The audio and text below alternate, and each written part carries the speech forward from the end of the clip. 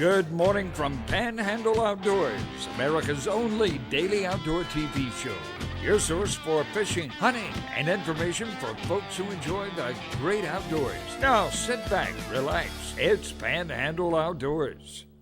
Good morning, folks. Welcome to Panhandle Outdoors. I'm Winston Chester. I'm glad you're here this morning. We have a great show lined up, a couple of special guests here. But first, our weather brought to us by Haney Technical Center at the corner of Baldwin and Highway 77. I talked to Eric yesterday in a welding shop, and they're doing real well in there, and they're everything's back to normal. And just if you want to get ready for next semester and take some classes in vocational school, go ahead and go down there and sign up. Our high today is right at 48, low tonight 31. They call it for freezing tonight now. Gulf water temperature is at 63, so it's cold water and cold air. So be prepared for it. River readings, and again, take a look at this Apalachicola River. It is really high, folks. It's over 20 foot. That is extremely high.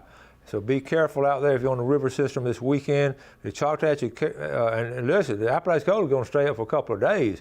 Now the Choctawhatchee Caryville, looking on the chart there, is at 13.5, and it's about getting ready to start dropping out a little bit. So this weekend, if you're fishing Choctawhatchee River, you'll have some falling water.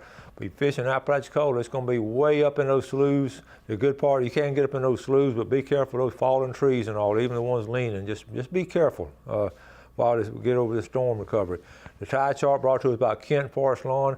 We're out of those neap tides. We're lining up for some good tidal flow all weekend. Today's going to be a low tide at 5:44 right now, and then a high tide at 7:48 tonight. We've got about a 1.2 tidal range, so that's good news for the red fishermen. The marine forecast, not much wind. We're talking about northeast at about 2 to 4, so that's looking good there. Let's take a break. We'll come back with our guest.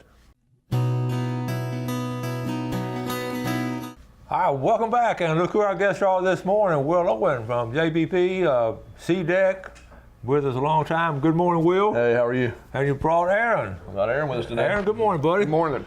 And Aaron is your little brother. Yes, sir. Not little anymore, but yes, sir. and you sort of gave him a promotion, and he's been with you a while. I know he helped me on my boat a lot. Yeah. Aaron's been running our C-Deck side for a long time, and then after the storm, we had one of our guys that ran the shop decided he was going to move, and so Aaron stepped in, and he's taken over, and he's got a lot more responsibility now. Well, I'd give him a good recommendation, because when I was doing my C-Deck and all, he was on top of everything. Mm-hmm. All right, listen, everybody's coming on the show and telling their story, the storm story. Yeah. So we'll start with y'all. Tell us what happened, where we all, and what happened and everything. So. Yeah, I've got very little to tell compared to Aaron, because Aaron rode the storm out in the building. So you did. He had a lot more to tell, but for us, we saw on Monday that the storm was going to be gaining in strength, and I was debating on evacuating, and I got a phone call from my pastor, and he just hinted at the thought of it going to a Cat 4. And at that time, nobody was saying Cat 4, but he hinted. He said it was going to a Cat 4. I said, I'm boarding up. We're getting out of Dodge. Yeah. And so we left that morning, started boarding up, and then on Tuesday we left town. That's smart. But when we went to Orlando, we actually had just bought a timeshare down there, so we actually had a place to go, and we went on vacation. Kids went to Disney, and we were all just safe. But Aaron was going to ride the storm out. I let him tell it, because his is a lot more interested than mine is. So you left your little brother in town to ride out the storm, Aaron. You're that big over that building over here on 390. And y'all stayed there? Yeah. We had planned on staying at a friend's house, and when we saw it getting worse and bigger, we decided to go to a building that seemed a little bit more structurally sound. So we got in there, and as the storm came, you could actually feel the pressure change. It was almost like you were in an airplane. The ears started to pop, and the doors all blew out. Our firewall collapsed, and we were just praying that we were going to stay safe in there, and we did, but we came out afterwards and saw the destruction. And it was intense. It was insane. Could you feel the wind and all? I mean, you couldn't feel the wind, but you could see it. We had a little peephole outside. I kind of discussed it a little bit with Will before. We had a boat in the pond. You could see it on 390. Okay, y'all know that was fascinating. Ironically, I thought about what happened to that boat, because on 390, that big old pond there, homemade pond, he always had a boat in it. Tell us about that. Well, it had 4 securing ropes, and 2 of them, I think the anchors came off. Either the trees came down, I'm not sure what happened, but the other 2 securing ropes held strong, but in the strongest gusts of the wind, it picked the boat up on end, stood it straight up in the air, and then was about to topple into the building. But then when the gusts were released, the rope stood and it fall back down into the water, and luckily it didn't come flying into the building where we were sitting. Goodness gracious, that had to be scary. And I do have I'm going to show you the pictures here. This is looking out. You lost your rolling door, or let's see, what happened here? The interesting thing about that picture is that rolling door, when it blew in, it was holding on by just a piece of steel wire, and it was blowing around and around and around in circles like a piece of paper. And what's interesting is right next to it, within about a foot, there was a boat sitting there, a brand new boat, had maybe an hour on it, and it was untouched. It just sat there and split and spin, and no damage. Okay, and then let's go horizontal. Well, that's gonna help. Okay, so this middle picture, I can't get it blow up. But so anyway, that's inside the building here. And like I say, you lost part of it. Yeah, we were very blessed. We lost a few skylights, and we had a window that got broken, and we had a dividing wall inside of the building that had collapsed. But interestingly enough, when it collapsed, it didn't collapse on anything of value on our side of the building. Everything was preserved. Okay. Okay, I lost my. Okay, now your apartment got messed up too, you said? Yes, sir, it did. Yes, they destroyed the majority of my complex, and it's being demolished. I think actually in the next couple of weeks they're going to end up demoing the whole thing. Okay, we got it on right here. So you left here and went to the shop. I left, there a couple of days before and went to the shop, and I'm glad I did because when I got back, my apartment was leveled. There was nothing left of it. All right. Wow. And here's a better picture of what we were just talking about here. We got it blown up now, and you can see it. And of course, and there's the door blown up. So, just like everyone, we all had damage. You know, they're different. I'll tell you a good story too about, if I can tell that about the GoFundMe. Oh yeah. What's really great about the boating community, after the storm was done, we knew that a lot of our employees had been hurt. And that many had lost everything. And so one of my friends that's in the boating community, he lives up in Illinois actually, he contacted me and said, what can we do? And we said, well, my people are the ones hurting the most. Without our people, we don't have a business, you know.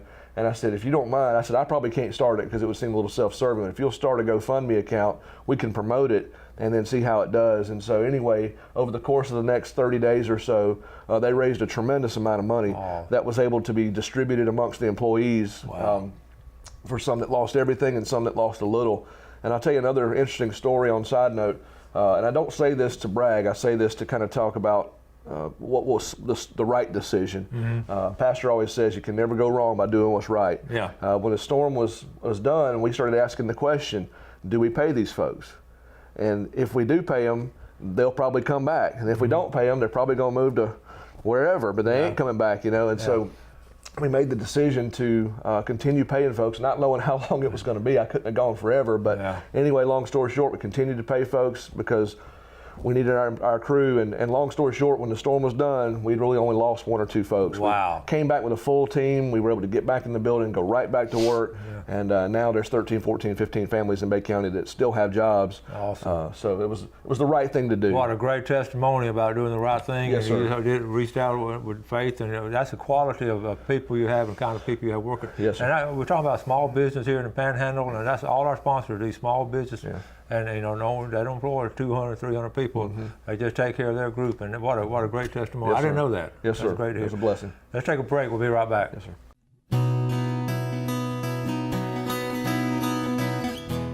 Okay, welcome back. Sit here with Will and Aaron, and we got some cool stuff.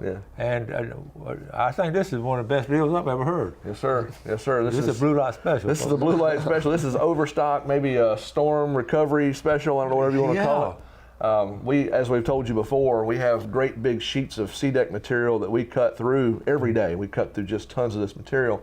And when we get done, we've got a little scrap left over that goes in the dumpster, unless we plot something useful into that void material, you know. Oftentimes it'll be like this right here is a Yeti 20 cooler top. And sometimes you have a long strip like this here, which makes into a fish ruler. So if we don't cut it at that time, then it just goes in the garbage. So anyway, these fish rulers normally sell on C-Deck's website for $39.95, and that's normally what we retail them for. We've got just drawers full of them, and so we've blown them out. We're selling them, just getting rid of it, clearing the shelves. These are $5 a piece. You said $5?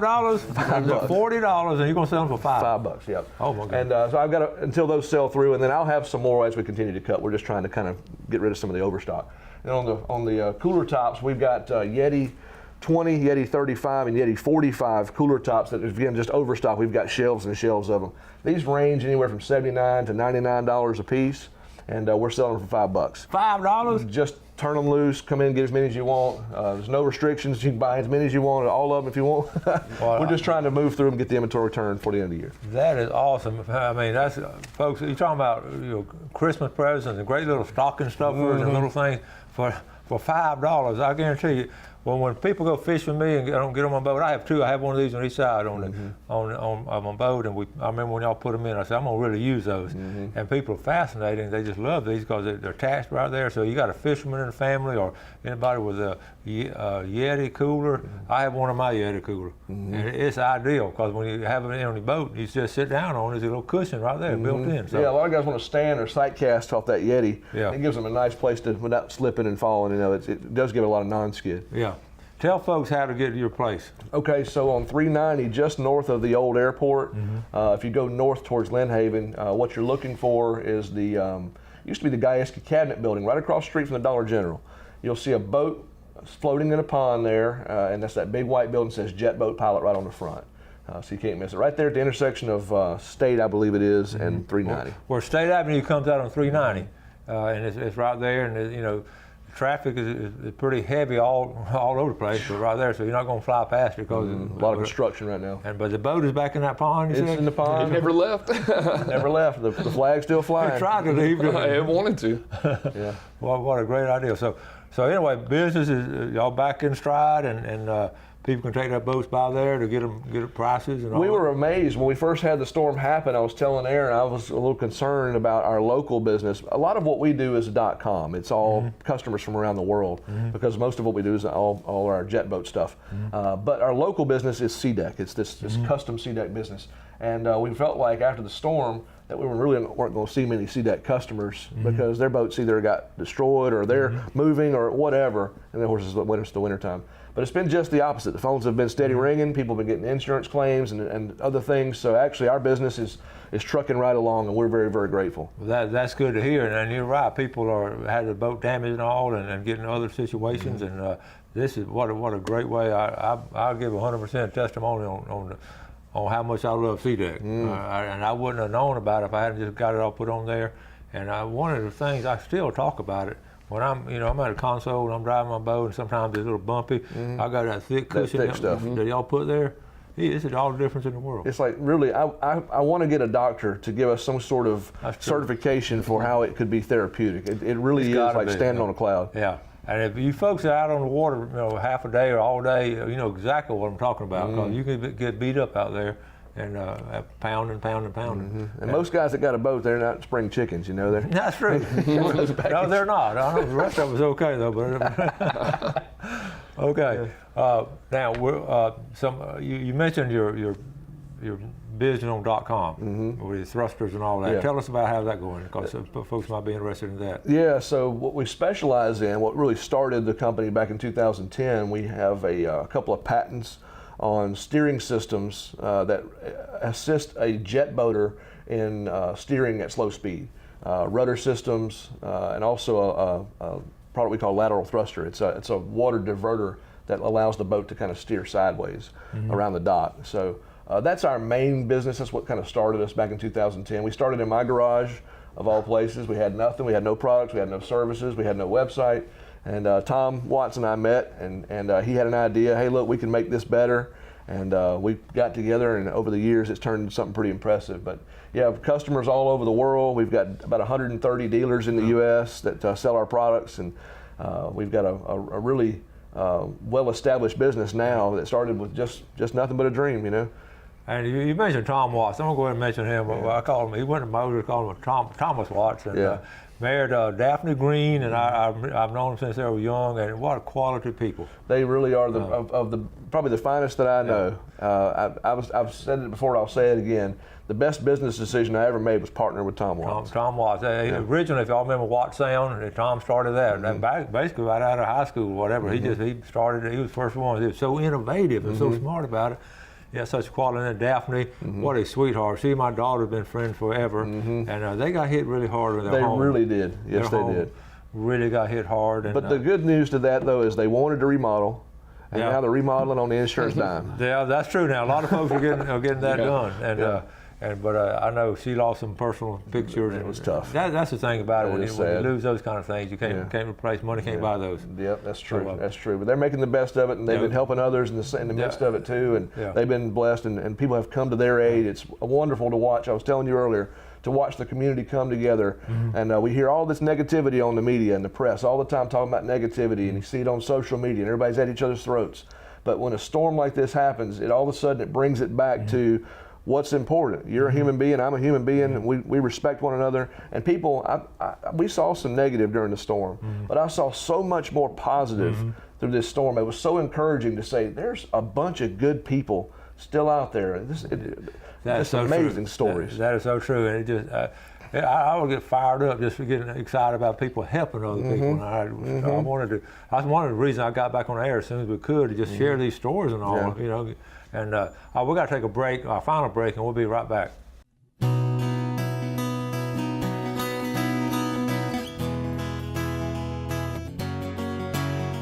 Welcome back, folks. Glad you're with us this morning. Got all kind of good stuff coming up this segment. First, let's look at our fishing game times today, brought to us by Blue Water Outriggers in Port St. Joe.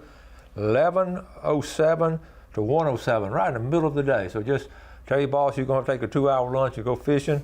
And tonight, 11:32 to 1:32. That's on your own there. So one of the things we're talking about, we got talking about the future and all. I want to go mention it before we forget it. A boat show coming up in March. We'll give you dates and all that later. But y'all will be at a boat show at it. Where would it be? That's at Pier Park. That's the Emerald Coast Boat and Lifestyle Show. The show has been going on now. This will be its third year. Okay. And we were approached by Chris Miller, I believe is one of the guys that organizes the show, a few years ago. The first year it came to the town, we were a little reluctant because we've seen some shows come that were smaller and it just didn't really appeal to us. But we tried it last year. Let me tell you, it was one of the best decisions we ever made. Good deal. If you're in the boating business, get in this show. Okay. If you sell boats, if you're anyway associated with fishing, whatever, this show is growing. It's doing really great things. It'll be at Pier Park, probably mid-March time frame.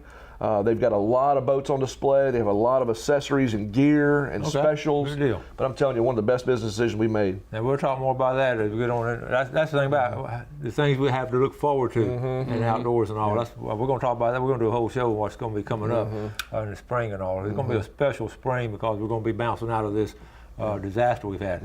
Now at the shop, you got some sales going on, or? Yeah, so of course we've got the Christmas specials. These are blowouts here for clearance. This is basically, we'll sell them until we're out. And I want to make one statement. This one here on the front shows SeaDeck because we wanted to kind of show the branding. Most of these rulers do not have any branding, and that's why they're $5. If someone wanted a logo, we could laser it on there, and that would be an additional charge, but we can talk about that later. But apart from these specials here for $5 a piece until we sell out, anybody that's in the jet boat community, they've seen probably our advertisements. We're running a big sale for Christmas.